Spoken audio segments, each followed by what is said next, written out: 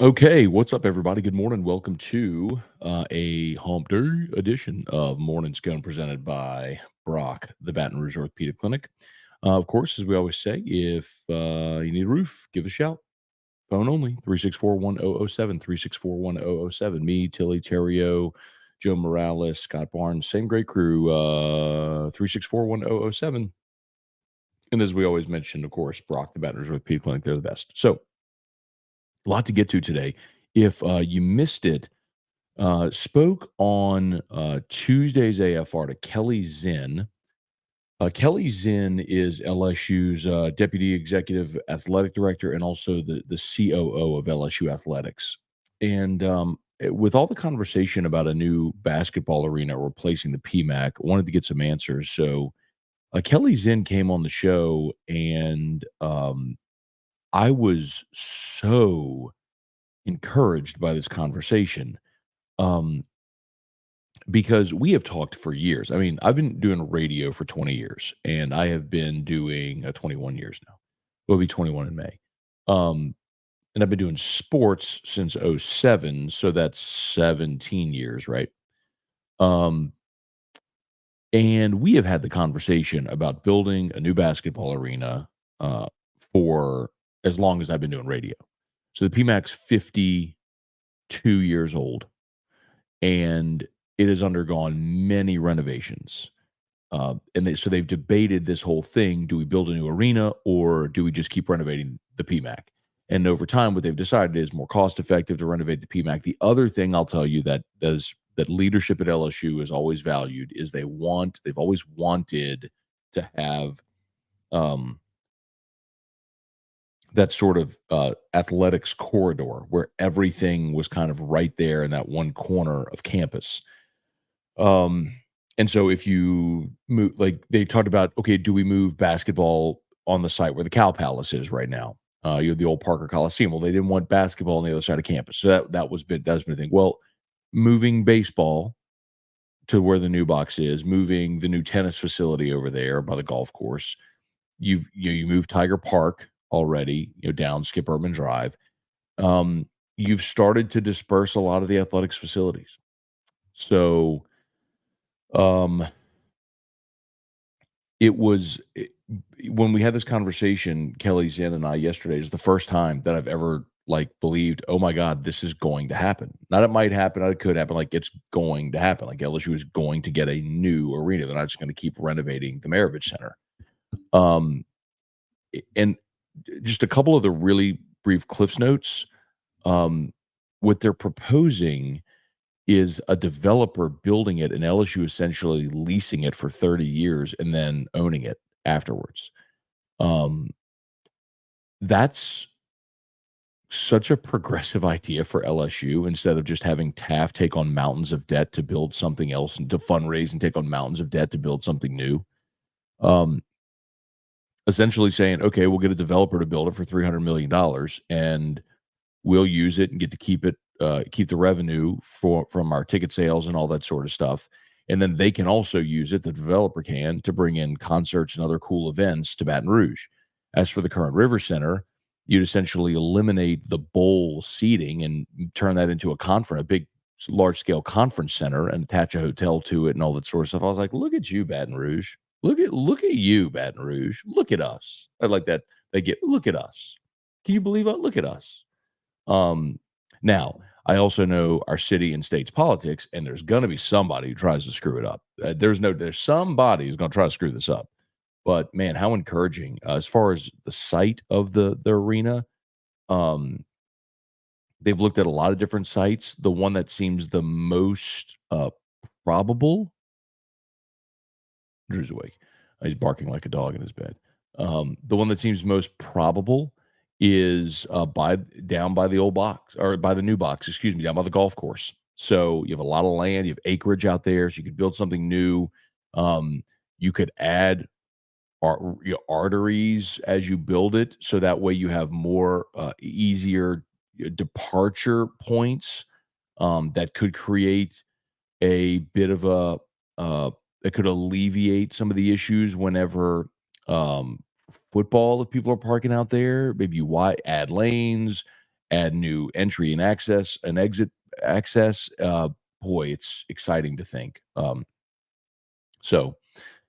Anyway, um, it looks like that's going to happen. As far as the timeline, Kelly's in told me, you know, they want this to be done in 5 years, but they'd hope to push to have it done in 4.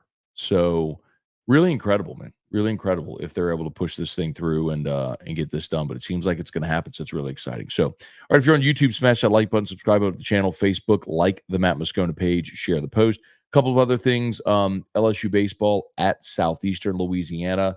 Cade Anderson will get the ball for LSU, so they'll be in Hammond tonight. I love this. I tell you all the time, love going on the road early in the pre-conference, in midweeks, go experience something different.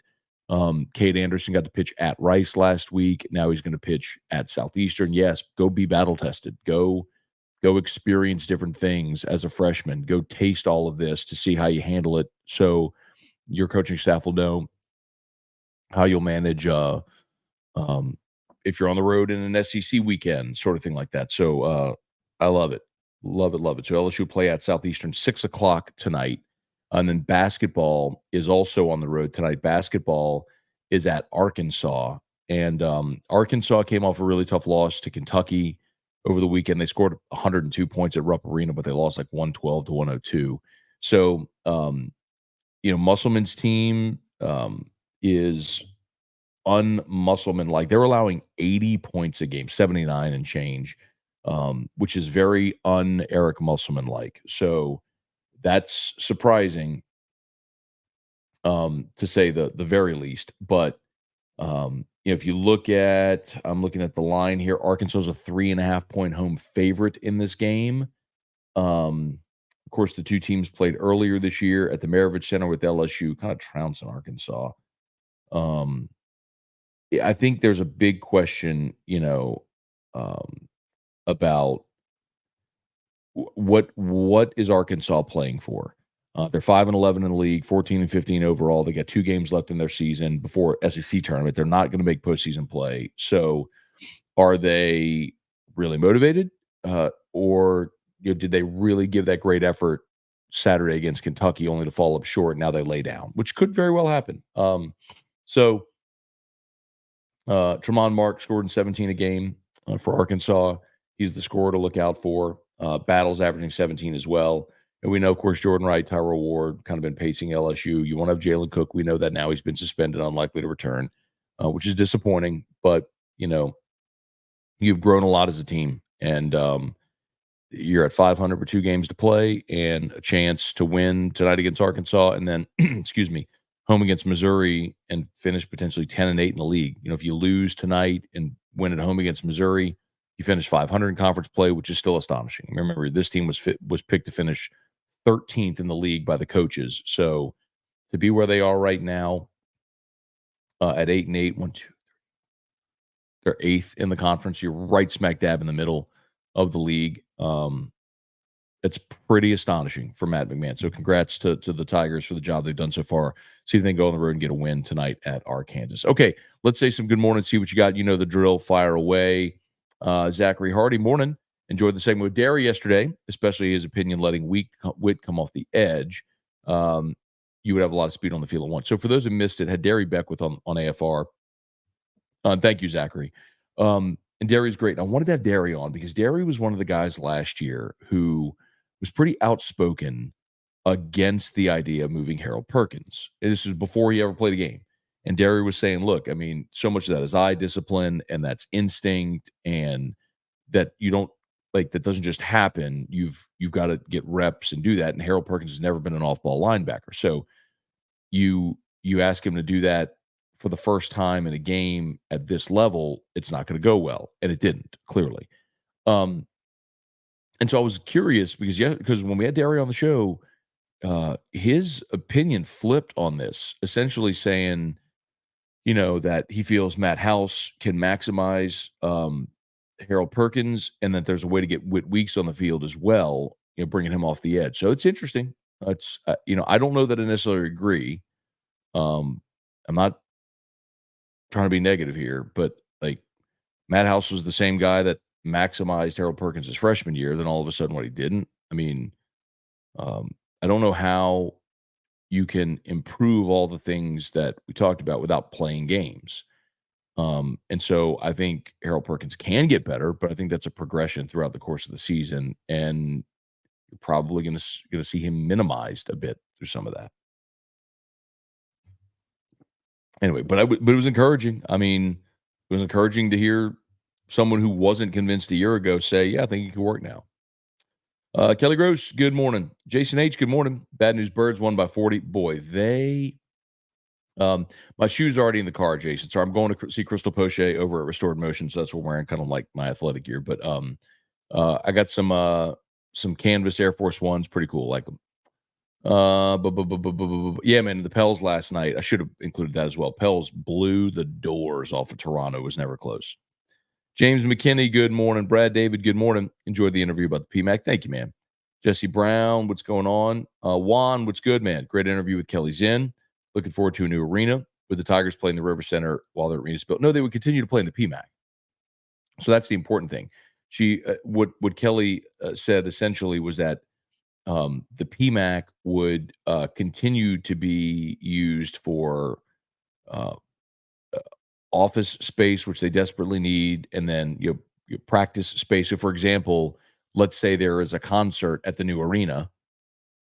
Well, the basketball team or somebody needs to practice. Well, yes, you have the basketball practice facility, but what if you need additional facilities? So, like basketball, women's, men's, volleyball, gymnastics has their own facility, obviously, but you could use that space for that.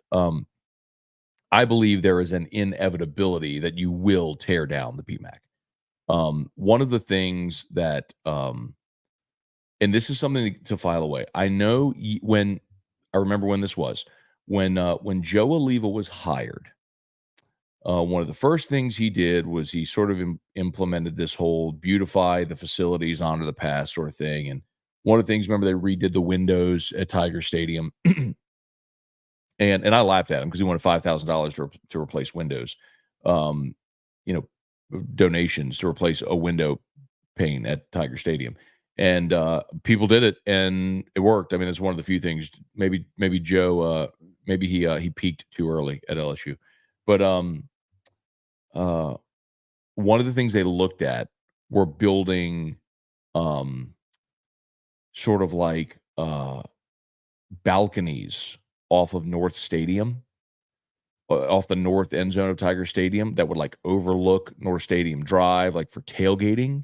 But also the idea being that you could go build another row of suites above North Stadium right there. Well, if you do that, you have to come out onto the street, and which means North Stadium Drive would no longer exist. Um, but to do that, you'd probably have to level the PMAC as well. So I think in time, that's probably something that they'll do inevitably. Like they'll add premium seating on in the north end zone, um, and tear down the PMAC. But I don't know that happens first, right? Spurge, good morning. Lawrence Burley, good morning. Drew and Uncle Scone. Brian Wynn, good morning. Trivia Carter, what's good? Christian, good morning. Are we going to get a morning Scone live at the football facility tomorrow before or after media availability? No, you're not. Unfortunately, I will not be able to be there because I obviously bring Drew to school. So, the media availability tomorrow is at like 7:55 a.m. and that's about the time I'm wrapping up morning Scone and getting Drew up to take him to school. So I will not be at media availability, unfortunately, for the viewing portion of practice, unfortunately. But we will get you an update on the show. Juan, question is, would the new court also be named after Sue? Um, don't get me in a bad mood today, Juan. Uh, Melody, exciting news about the new arena. Yes, indeed. Randall, morning, Matt. What's LSU starting lineup for the SEC opening night? I think that you'll see Neal catching, Jones at first, Milam at second, White at third, Braswell at short. And I think you go Bingham in left, Kling in center, and Pearson in right. So the odd man out, I think, is Jake Brown on opening night. Taylor Hudson, good morning. Cajun Country, really good interview with the assistant AD yesterday. Like the idea of making the PMAC basketball headquarters. Was surprised at the forethought. They've clearly worked. Scott Woodward, Kelly Zinn have clearly put a lot of behind the scenes work into this whole thing, and it's such a it's so refreshing because normally the way things would have been done here in the past were you'd float an idea and then see how it happened. Well, Scott's handling this very similar to how he handles coaching searches.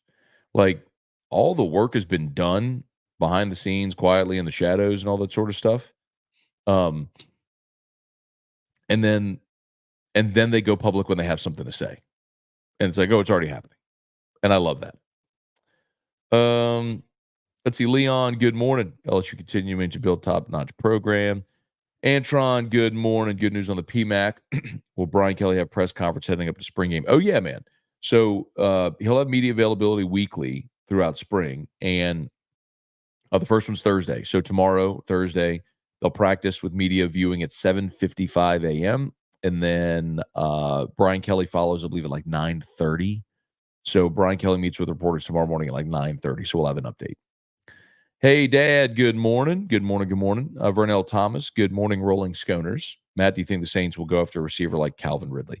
I don't, Vernell. I think, obviously, none of us expect Michael Thomas to be back. I don't think they're going to go spend in free agency on a receiver. I think if you could spend on a free agent offensive lineman or defensive end, some of the spots we've talked about that could be positions of need, that would make sense. Remember, the Saints always, it's their MO. In the first wave of free agency, they'll always go after one sort of big ticket item. Last year was Derek Carr. And then they sort of wait, and then they bargain shop after the first wave of free agency is over. So I would expect they'll add somebody in that first wave of free agency come next week. I don't know that I believe it's going to be a receiver.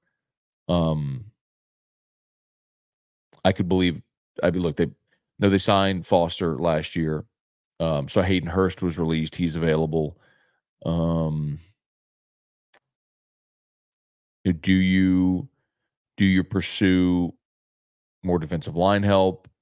Obviously, if they trade Lattimore, corner could be a target. So this team's got a lot of needs, man. Von Bluesman, good morning. Wendell Norman, Ben Boudreaux, Bubba Smith, what up? Brandon Gardner. Morning, Matt. Going to my first baseball game at the box Saturday. Anything I need to know or make sure I do? Not really. I mean, maybe take some time to go to the Hall of Fame. The LSU Baseball Hall of Fame is in the box down the third baseline. That's a pretty cool thing to walk through. Depending on where you park, you might have to park and walk, depending on if you have a parking pass. But no, I don't know that I'd necessarily say anything you need to know or make sure that you do. Get some pictures out front by the Champions Plaza, and enjoy the day, man. Christian, SEC baseball teams are bullying Texas baseball. I think that's a beautiful thing. A&M and Texas played. Brian Wynn, good chance for a victory tonight for the basketball Tigers, depending on which Arkansas team shows up. That's kind of the point, Brian. I agree with you, man. It's is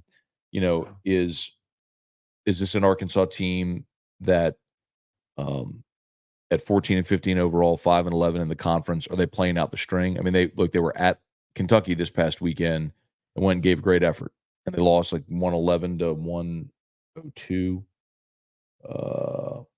111 to 102. So is that a thing where, man, you gave it your all in that game, and you have the come down effect? Not that dissimilar to what we'd always see with LSU football, right? They play Alabama and win or lose, no matter what the next week, you always see them kind of have a little bit of a letdown. Feels like this is a letdown spot for Arkansas. We'll see. Please smash the like button if you're there on YouTube. Subscribe up to the YouTube channel. Facebook, like the Matt Moscona page, share the post. Damon Gilmore, what's good? Tim Gotra, great news about the PMAC. It's about dang time. Tiger Diver, good morning. Mojo, morning, Matt. Any clue what's going on with Cam Johnson? Is he having adjustment issues with this level of baseball? I think Bubba, I'm sorry, that was Mojo. So Cam Johnson, of course, for those that don't know, he's the freshman lefty. Was a top 10 prospect in this class, highest rated prospect ever to show up on campus.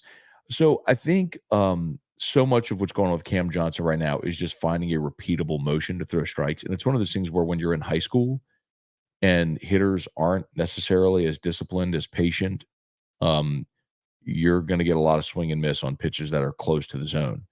College hitters are going to take those pitches, and if they're off the plate, you're walking guys. So I think that's what's happened with Cam.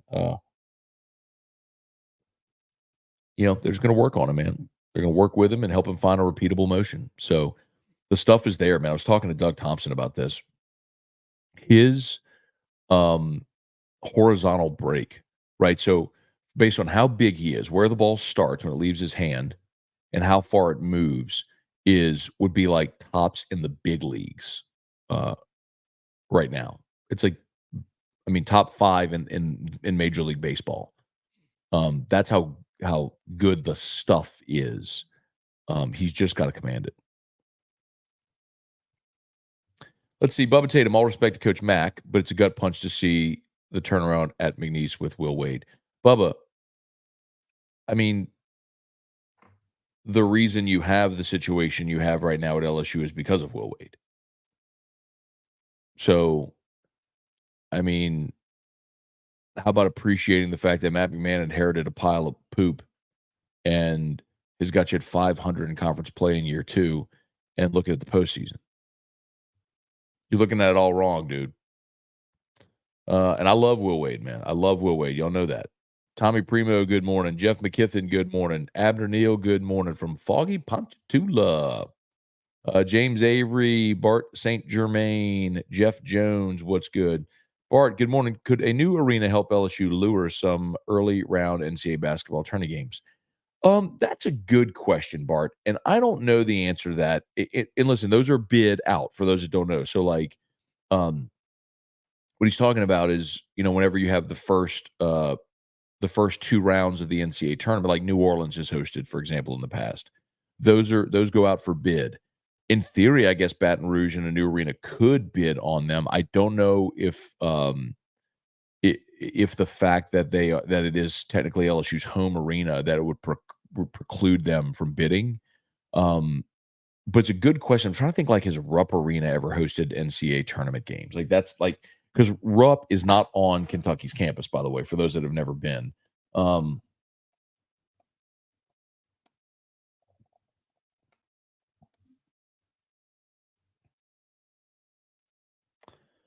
um,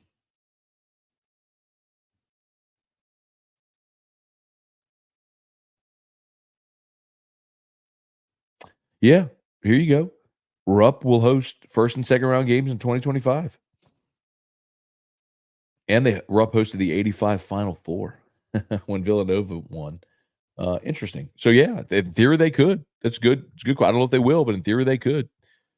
Jay Borden, good morning. Chuck Sanchez, what's up, Chuck? Get it? Up, Chuck? Let's see, a couple more minutes here. Daniel Gidry, good morning from sunny Galveston. Barry, good morning. Late check-in is better than never. Let's go. Love the show, Matt. Thank you, Barry. Appreciate you for being there, man, as always. Jim Arsenault, Corey Storer, Matt Weitzel. What up, Matty White? So Matt Weitzel is my freshman year of college roommate from Holy Cross College in South Bend, Indiana. Matt Weitzel from the pride of Harrodsburg, Kentucky, now living in Orlando, Florida. Shout out to my guy. Good to see you there. Look at him rocking the LinkedIn. We got a LinkedIn comment today. It's from Matty White. What up, dude? Good to see you this morning. Let's see. Oh my God. Brent St. Germain. He said, my name is Brent, not Bart. Hey, is there a Brent? Is there a Bart St. Germain that always comments? Or have I just always called you Bart when it's clearly I see Brent there now? I wonder if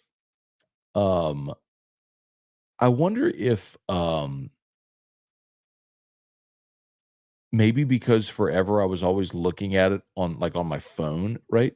On such a small screen, I just never made out that it was Brent and not Bart. Um, and so I just always called you Bart. Hey, so Brent, are you the guy that's watched for a long time and I've always called you Bart? And if so, why are you just now telling me that I've been saying your name wrong this whole time? Oh man. All right, one more. Benda what okay. Morning Matt. What would the exclusivity requirement mean for the Zydeco? Good question. Or would that force them to move away from the River Center? Most likely. Do we expect they will not be around long enough? Um, well, so absolutely, because what they're proposing for the River Center is to remove the seating out of the bowl, to remove the bowl, right? Um, and that would just become a a warehouse of sorts, a convention center, right? There wouldn't be bowl seating, so they couldn't reside there anymore. Yes, I mean that means the Zydeco would move to the new arena. Um, but do we think the Zydeco is going to be here 4 or 5 years from now? I don't know. Um, I'm all for anything that helps grow our economy, man. Bring events here, I'm all for it. So anyway, okay. Just about done here. Appreciate y'all as always. What up, Charlie Cavell? Good morning. JB Johnson reminding y'all hit the like button. If you are if you're there on YouTube, please smash that like button, subscribe up to the channel. Facebook, like the Matt Moscona page, share the post. Shout out to our friends over on LinkedIn as well, like my buddy Matty White over there, Matt Weitzel. And shout out to Brock, the Baton Rouge Orthopedic Clinic. If you need an orthopedist, go see Brock. They're the best. And 10 locations across the greater Baton Rouge area, including the location there in Hammond. So shout out Hammond, America.